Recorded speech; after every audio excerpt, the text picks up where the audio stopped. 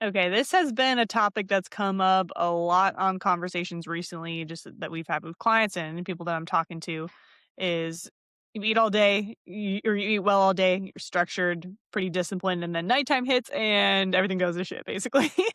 The snacking, grazing, kind of switching up the portion sizes, and then you wake up feeling frustrated and wondering why you aren't staying consistent. And so, this isn't random and it's not just about willpower. So we want to unpack what's going on with snacking. Yeah, it's a common thing among our clients. I mean, I've dealt with this before, and sometimes I'm like, why? What is it about nighttime? And I think it really has to do with one, it's at the end of the day, right? So the day slows down. A lot of the distractions are not there or they're not as strong, right? Our brain is tired, we're worn out from the day. A lot of times we're finally alone with ourselves. Even if you're around other people, you're kind of alone with yourself and your thoughts. And all day you're performing, at night you're kind of decompressing.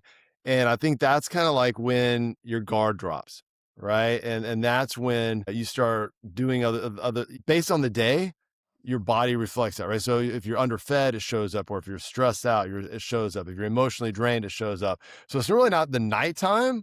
Yeah. It kind of just reveals what's been going on throughout the day. 100%. I think a lot of people try to fix the nighttime, but again, it's just exposing what's happening during the day, especially if your day was restrictive or you're trying to be perfect or just like you're rushed going from thing to thing and meeting to meeting or running around or traveling, or if you going through a lot and just feeling emotionally drained or like there's a lot weighing on you, or if you're fueled on caffeine and stress, which I know a lot of people can relate to. Like, of course, if any of those are the cases, like, your body's going to push back. You cannot white knuckle control for 12 hours and then expect everything to just magically be fine when it comes to like 7, 9 p.m. at night. Also, your brain burns glucose making decisions all day. So again, if you're getting to later at night, your ability to resist impulses is just going to be lower. And again, that's not weakness, it's just the cognitive fatigue that's compounding over the day.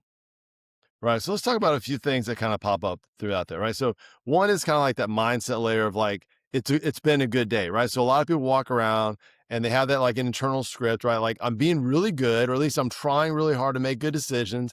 And they're kind of treating those food choices like a behavior chart. And what happens is when you frame it that way, you create the pressure, and then you know how it works, right? The pressure looks for that release. And then at night, you're like, I've been all day, good all day, and then you're like, "You know what? But maybe I've earned something tonight, or Oh. I deserve a break," or I do that sometimes too, right? And the relief often shows up as food at night. So it's not really about the willpower part. It's more about the identity and the tension that's built up and now being released, right? So I think if we stop labeling ourself or our foods as being good or bad, instead we eat like we've had a plan and we're in control of what we want and that we're doing it to fuel our body, then I think we feel a bit better and the evening gets a little bit quieter. And so there's no like, I have to have a reward for what I did. There's no like internal negotiation. Instead, it's just that behavior, those anchor habits that we've really established. And so we're not like we're not trying to be good. We're building someone who doesn't need to have that relief from the discipline. Mhm. I think a lot of people get into that mindset just with things in general too. It's like, "Oh, yeah, I trained really hard, so I deserve to have this cheat day," or things like that, and just it gets into that almost that cycle of self-sabotage to some extent.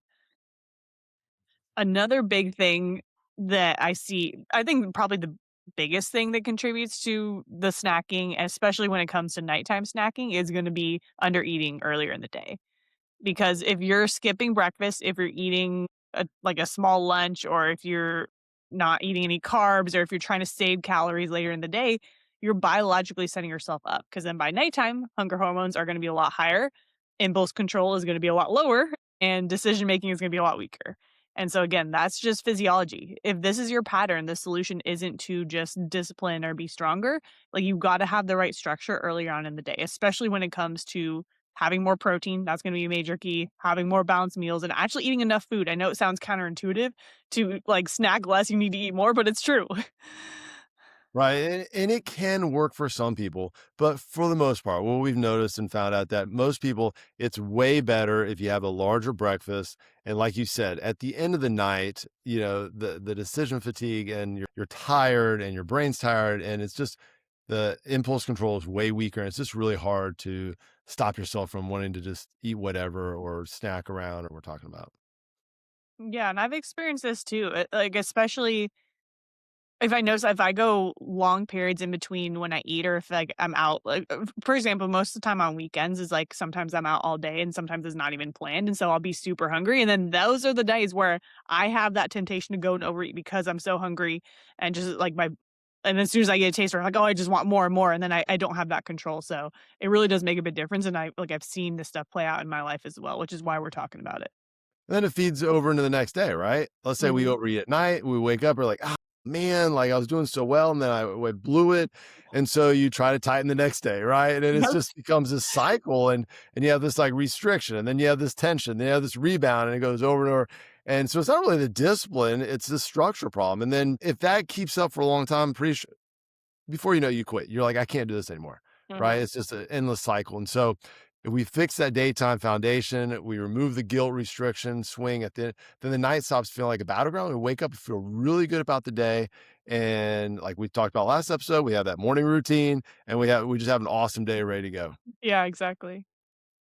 All right, and then talking about evening routine, we talked about last episode as well. By the time that night time hits, your brain is smoked. We talked about this. It's tired. We've made like thousands of decisions, whether it's work, family, food, responsibilities, a lot of cognitive fatigue. And like we said, when the brain is tired, it doesn't choose discipline. It often chooses comfort. It chooses easy. It chooses familiar.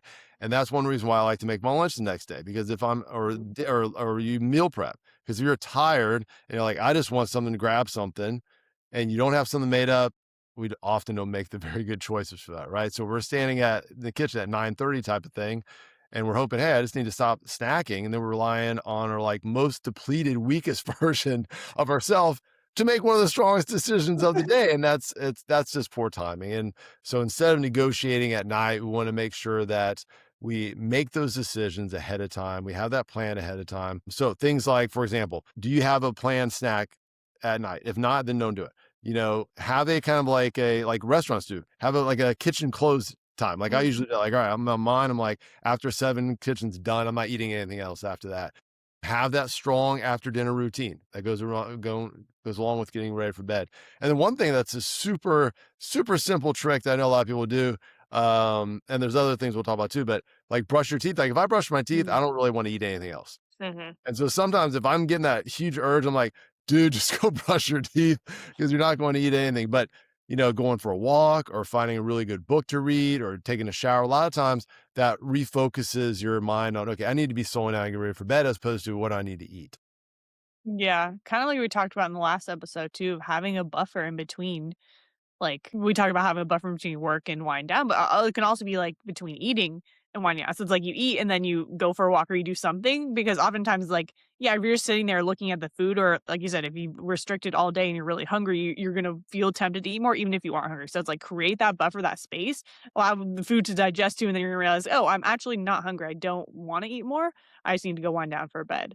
One thing that I've been doing too is I take this adaptogen that's like a chocolate flavored thing that I mix with water, and so I've been putting, like a healthy, like, hot cocoa mix in that too, so I'll, like, eat my dinner and then I'll sip on that all night, and that'll kinda it's almost like a like desserty, like, it's not, like, super sweet, but that fills me up, but also reduces any urge to eat more, especially when I'm in a deficit. So it's just having little hacks like that, even like you said, brushing your teeth or having any sort of buffer will help a ton. Yeah, I've done that with hot green tea. Sometimes I'll have Mm. that, and one, I know everyone's a little different, so you got to be careful with the caffeine and stuff like that. But green tea actually almost knocks me out. Like I get really tired afterwards, and I don't really want to eat anything with it. So Mm. that's a good thing to kind of sip on because it's hot and it takes a while as well. Yeah, and again, just structure, like you were saying, meal prep, have stuff planned in advance. Don't go into, like, the pantry and just looking at, like, "What am I gonna eat?" It's like, have a plan going into it because otherwise you're naturally gonna just eat whatever or go off the rails. It never ends well when I look in the pantry or the fridge and say, "What should I eat now?" For sure. No good decisions are ever made after that. All right, and Oh. then we could go a layer deeper, right? So we talked about nighttime gets really quiet, especially in our mind, and the distractions kind of slow down, and that's when a lot of our emotions come up. It may be stress, could be loneliness, pressure, disappointment, maybe just that nagging feeling we're not doing enough today, whatever it may be. During the day, a lot of times we're busy, and we can kind of almost like avoid those or outrun those feelings. And then at night, like, that's when it really hits you, right? And so, hey, food's here, and food's like, "Hey, I can be your comfort. I can be your stimulation. I can be your break from responsibility. I'm a reward. I'm a distraction." And again, if we kind of keep treating that like it's a food issue, then we're going to keep coming up with these rules that don't really soothe the emotions, right? And so sometimes we don't look at really necessarily what we're eating. We're looking at what role is that food playing for you and why am I eating this? So, and I've had to do this too. So, like, why am I eating this? Like, what is the real reason behind this? Like, what am I trying to soothe right now? And a lot of people use alcohol to numb, escape, get away from the stress. That's very common, and people know that. But we also know that it can be dangerous and addictive, right? And so people are like, "Oh, I'm going to stay from that." But a lot of people use food, and both alcohol and food can serve that same function. And the mechanism's not really much different, right? They both activate the reward pathways. They both temporarily reduce emotional discomfort. They can be pattern coping strategies, especially when you habit stack it with stress. And so, a lot of times we frame food as a comfort or a celebration or a self-care. Like, hey, it's a treat I deserve, right? And when someone's drinking to coke, we recognize it quickly. We're like, hey, we need to. That's not normal. We need to work on that. That you're becoming addicted. So that's just something to think. We don't fix that emotional regulation with stricter dieting or anything like that. We fix it by kind of awareness of why we're doing that, and then expanding our coping skills and building a life that doesn't require the food to carry all the weight of that stress or whatever you're dealing with. Yeah, this is such a big one because a lot of people eat and snack purely out of emotion or stress. And I've done everything they mentioned here. Like I've used food as that coping mechanism. I've used alcohol as that coping mechanism too. Same, same. Yeah, it is tough. And I found even recently, like the only times that I go and overeat are it's out of emotion or it's out of stress and it's out of something that I haven't addressed on that deeper level. And so finding awareness on, like, why am I eating? Like, what sort of hunger is this almost? Because like, there's those different types of hunger, when you're actually hungry, or is it just cravings from stress and emotions and things like that? So, bring awareness to that, and then, like, we need to dive deeper and have tools to address that root cause as opposed to just using food to numb it and cover it up. I've Right. found for me too, like, if I don't have meaningful work or I'm just sitting around, it's crazy how many cravings will come up. Like, I don't get cravings unless I'm just sitting there, like, just or if, like, I see something on the counter.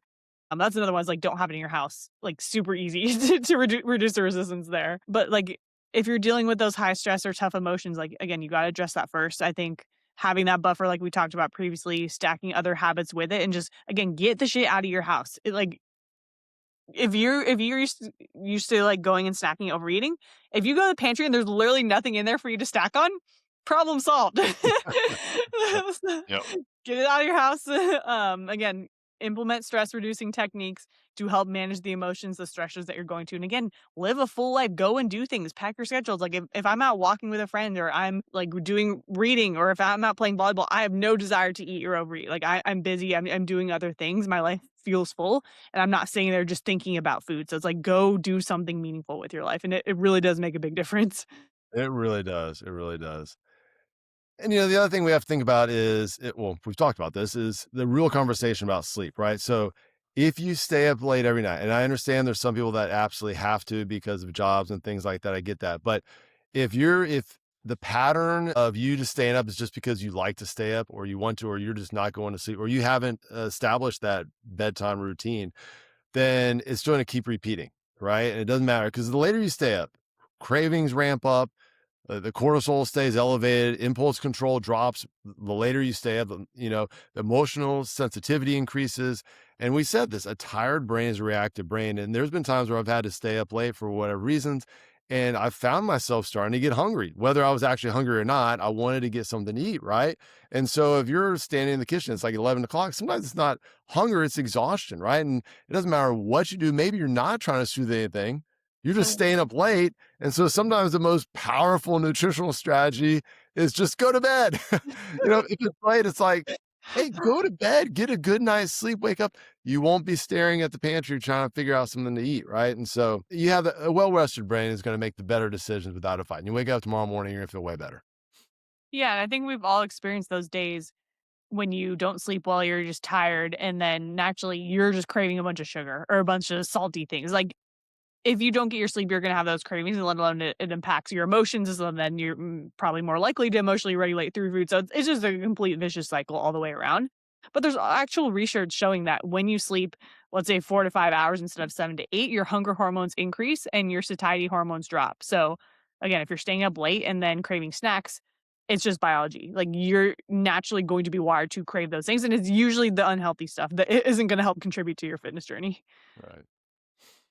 So, yeah, overall, what it comes down to is like nighttime eating usually traces back to one of four things: you're underfueled, you're overstressed, you're overtired, or you're underfulfilled. So it's all like it comes down to dysregulation and having the right structure and systems. And there's not anything wrong with you, it's just addressing these deeper issues in these systems to help get you out of that cycle.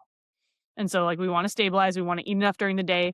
Again, really prioritize protein, make sure you're having balanced meals with everything, make dinner satisfying as well, like have a good solid meal, but have the plan around it. Plan your evenings. If you're eating something on the go, make sure you have a plan for that as well. Have protein snacks on deck throughout the day. Make sure that you're getting your sleep, working on meaningful stuff throughout the day, and just be truly honest with what you're feeling.